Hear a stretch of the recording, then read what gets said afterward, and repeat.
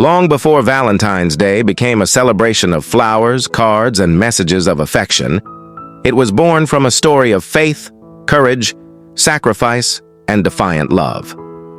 The story begins in 3rd century Rome, a powerful empire ruled by Emperor Claudius II Gothicus. Rome was constantly at war, soldiers were needed on every frontier, and loyalty to the empire was valued above all else. Christianity at this time was still considered dangerous.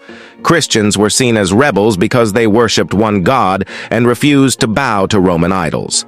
Arrests, persecution, and executions were common. Claudius II believed that married men were poor soldiers.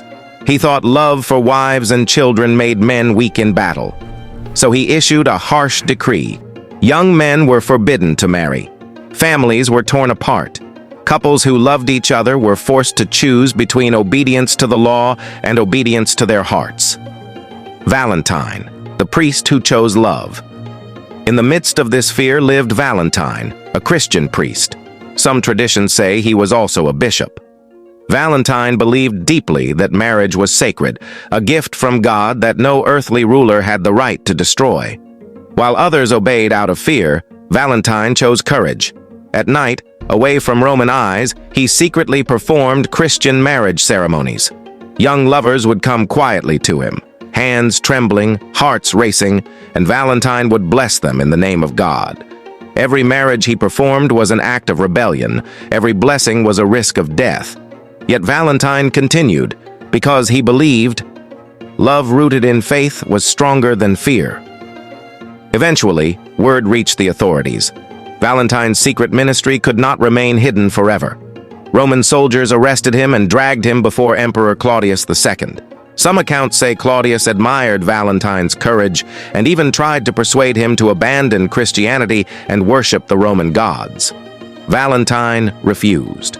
He boldly spoke of Christ, of love, and of a kingdom greater than Rome. Enraged, the emperor ordered Valentine to be imprisoned. The prison was dark, cold, and cruel. Many entered and never left. Valentine was placed under the watch of a jailer named Asterius, or in some traditions, simply the jailer. The jailer had a young daughter who was blind from birth.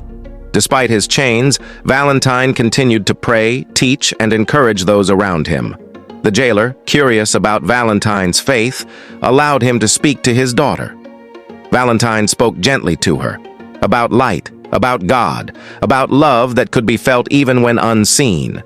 Moved by compassion, Valentine prayed over her, and according to tradition, her sight was restored. The miracle shook the household. The jailer and his family came to believe in Christ. The final day's news of the miracle spread quickly. This sealed Valentine's fate. The Roman authorities could tolerate secret marriages.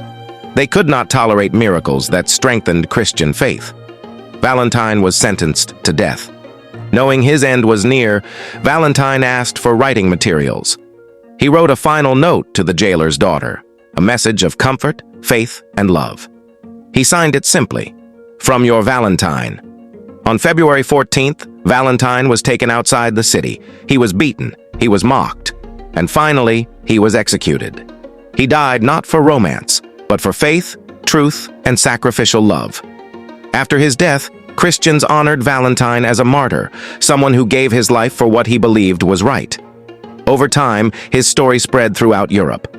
February 14th became a day to remember not just love between people, but love that defies injustice, remains faithful under pressure, sacrifices self for others. Centuries later, the Church recognized Saint Valentine as a symbol of true love. Love rooted in courage, commitment, and faith. The true meaning of Valentine's Day. Saint Valentine did not stand for shallow affection. He stood for love that costs something. Love that risks punishment. Love that remains faithful. Love that reflects God's own love for humanity. That is why his name still lives on today.